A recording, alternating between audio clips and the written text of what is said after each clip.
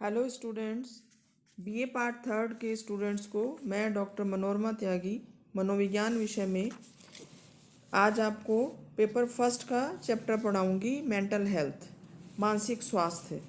इससे पहले वाले वीडियो में मैंने आपको पीडीएफ में बताया था कि सामाजिक सुख किसे कहते हैं, सोशल वेलबींग क्या है। सामाजिक सुख से हमारे सामाजिक सुख हमारे संबंधों और हमारे समाज की स्थिरता और सामाजिक शांति की सकारात्मक अवस्था है। तो सामाजिक सुख जो है वो उसका तात्पर्य है कि आप किस सीमा तक दूसरों के साथ जुड़ाव और समावेशन का अनुभव करते हैं।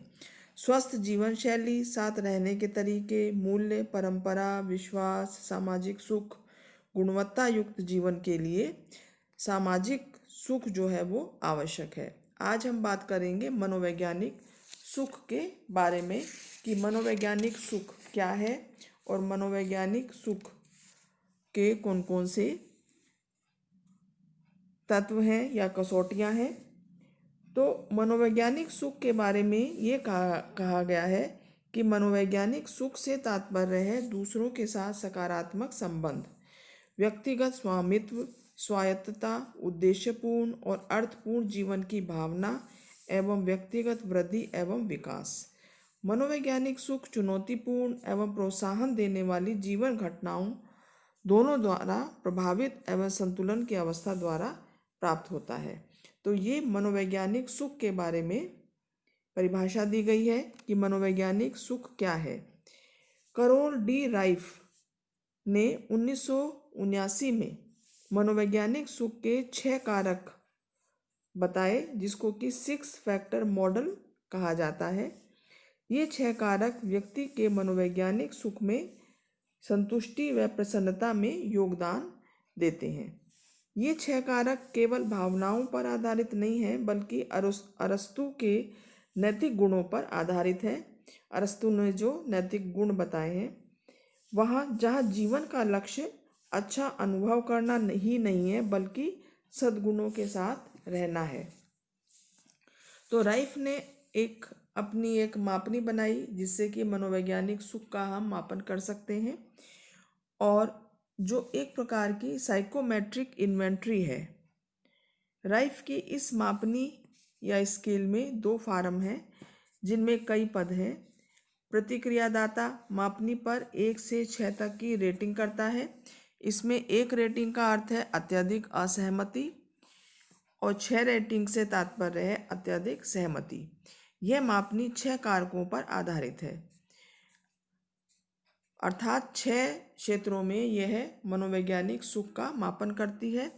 उच्च कुल प्राप्तांक उच्च मनोवैज्ञानिक सुख को दर्शाती है, अर्थात अगर इस स्केल पर व्यक्ति को हायर स्कोर, टोटल स्कोर प्राप्त होते हैं, तो इसका अर्थ है कि उसके अंदर मनोवैज्ञानिक सुख की मात्रा जो है वो उच्च है। तो ये जो 6 कसौटियाँ या जो 6 कारक इस मापनी में है, ये इस प्रकार से है। पहली है स्वायत्तता। स्वायत्तता मतलब ऑटोनोमी। उच्च प्राप्तांक यह बताते हैं कि व्यक्ति स्वतंत्र प्रवृत्ति का है और अपने व्यवहारों को सामाजिक दबावों से स्वतंत्र होकर नियमित करता है। उदाहरण के लिए, मुझे अपने मत पर विश्वास है, चाहे वह सामान्य जनमत के विरोध में ही क्यों न हो। तो ये स्वायत्तता का मतलब है ऑटोनोमी, या व्यक्ति स्वतंत्र रूप से अपने विचारों को जब प्रकट कर सकता है तब वो स्वायत्तता कहलाती है। तो ये जो मापनी है ये स्वायत्तता का मापन करती है। दूसरा जो कारक है जिसका ये मापन करती है वो है पर्यावरणीय स्वामित्व। इसमें प्राप्तांक यदि उच्च हैं तो वो इस ओर इशारा करते हैं कि व्यक्ति अवसरों पर प्रभावशाली उपयोग करता है। वातावरण के कारकों और क्रियाओं के प्रबंधन में उसे महारत है, अर्थात वो अपने जो चारों तरफ का वातावरण है, जो वातावरणीय कारक है, उनको मैनेज कर सकता है, उनका प्रबंधन उचित तरीके से कर सकता है, जिससे वह दैनिक जीवन के कार्यों और अपनी व्यक्तिगत आवश्यकताओं को लाभ पहुंचाने वाली परिस्थितियां उत्पन्न करने में सक्षम होता है, क्योंकि जब उसे अपने चारों तरफ के वातावरण पर कंट्रोल होता है या वह मैनेज कर पाता है, तो जो भी उसकी व्यक्तिगत आवश्यकताएं होती हैं वो पूरी हो जाती हैं और वह इतना सफल हो जाता है उनको पूरा करने में। जैसे सामान्यतः मैं यह अनुभव करता हूँ कि मैं जिस परिस्थिति में रहता हूँ उसका मुखिया हूँ।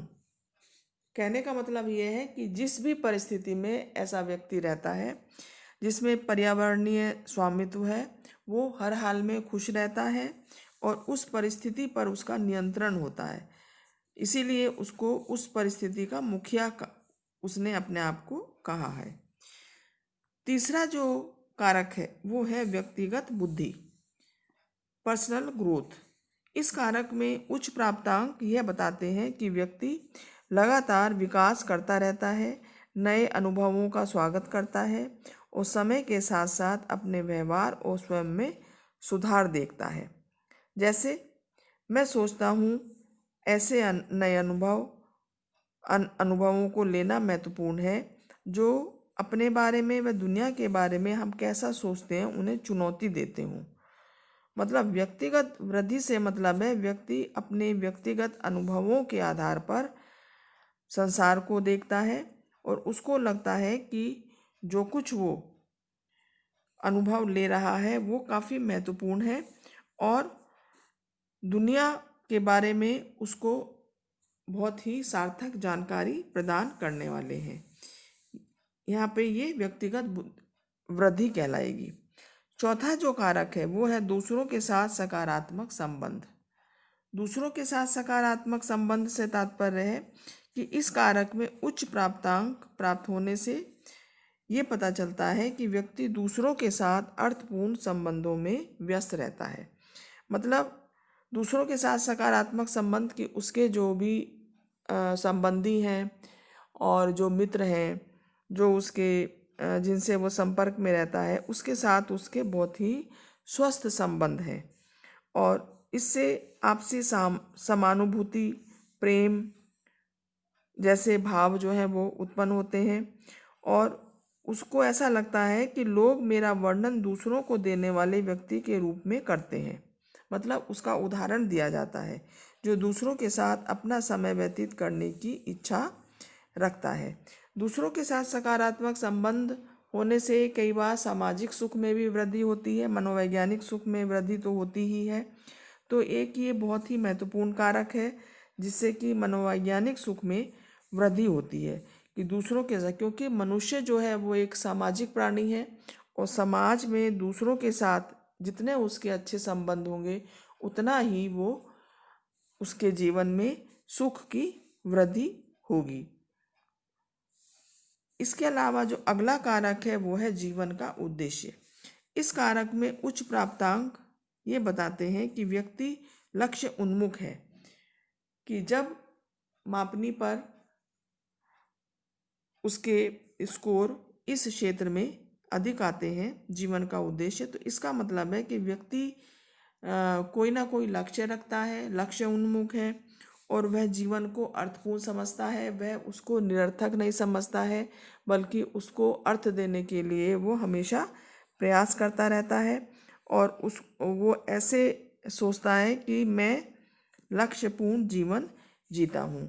जीवन का उद्देश्य अगर लाइफ में नहीं है तो भी एक खालीपन और मनोवैज्ञानिक सुख में कमी आएगी, क्योंकि जीवन में कोई ना कोई उद्देश्य का होना बहुत आवश्यक है जिसके आधार पर व्यक्ति अपने जीवन को एक दिशा देता है और वो उसी दिशा में वो अपनी समस्त एनर्जी को लगाता है।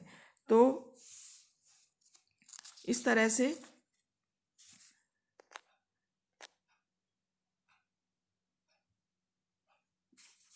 स्व स्वीकृति जो अगला कारक है, स्व स्वीकृति। स्व स्वीकृति से यह तात्पर्य है कि अगर इस क्षेत्र में उच्च प्राप्तांक आते हैं तो व्यक्ति की स्वयं के प्रति सकारात्मक अभिवृत्ति होती है। जैसे वो ये सोचता है कि मैं अपने व्यक्तित्व के बहुत से पक्षों को पसंद करता हूँ। स्व स्वीकृति से मतलब है स्वयं को स्वीकार करना, कि उसकी जो भी व्यक्ति की कमियां हैं, अच्छाइयां हैं, उनको सबको स्वीकार करना और अपने बारे में एक सकारात्मक अभिवृत्ति का निर्माण करना, ये स्व स्वीकृति का अर्थ है। तो इस प्रकार हम देखते हैं कि ये कुछ कारक हैं जिनका मापन इस मापनी द्वारा किया जाता है, जिसको राइफ ने बनाया और इसका नाम है साइकोमेट्रिक इन्वेंट्री। तो इस प्रकार सकारात्मक मनोवैज्ञानिक सुख अनेक स्रोतों से उत्पन्न होता है, जैसे सुखी वैवाहिक जीवन, साथी के बारे में सकारात्मक विचार, विवाह में क्षमा, आशावादी अपेक्षाएं, अपने व्यवसाय या कार्य में संतुष्टि आदि। तो मनोवैज्ञानिक सुख के ये स्तंभ कहे जा सकते हैं। इसी के आधार पर किसी भी व्यक्ति का जो मनोवैज्ञानिक सुख है वो आधारित होता है। जैसे अगर उसका सुखी वैवाहिक जीवन है तो उसको मनोवैज्ञानिक सुख प्राप्त होगा।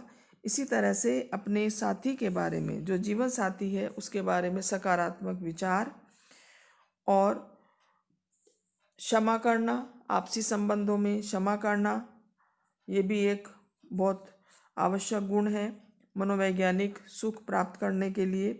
आशावादी अपेक्षाएं, कि व्यक्ति पॉजिटिव रहे, आशावादी रहे और अपने व्यवसाय, क्योंकि अधिकतर समय व्यक्ति का अपने व्यवसाय या कार्य में बीतता है, तो अगर वह जॉब से संतुष्ट है अपने, तो मनोवैज्ञानिक सुख में वृद्धि होगी। तो इस प्रकार से मनोवैज्ञानिक सुख क्या है आज मैंने आपको बताया कि इसकी परिभाषा क्या है, और मनोवैज्ञानिक सुख को प्राप्त करने के लिए कौन कौन से सोर्सेज हैं, स्रोत जिसको कह सकते हैं। और करोल डी राइफ ने जो मनोवैज्ञानिक सुख का 6 कारक प्रतिरूप मॉडल विकसित किया, उसके बारे में मैंने बताया आपको इस वीडियो में, और उसके 6 कारक कौन कौन से हैं विस्तार में इस बारे में हमने चर्चा की। तो मैं समझती हूँ स्टूडेंट्स आपको ये टॉपिक समझ में आ गया होगा। नेक्स्ट वीडियो में अगले टॉपिक के साथ फिर मिलते हैं। Thank you so much students.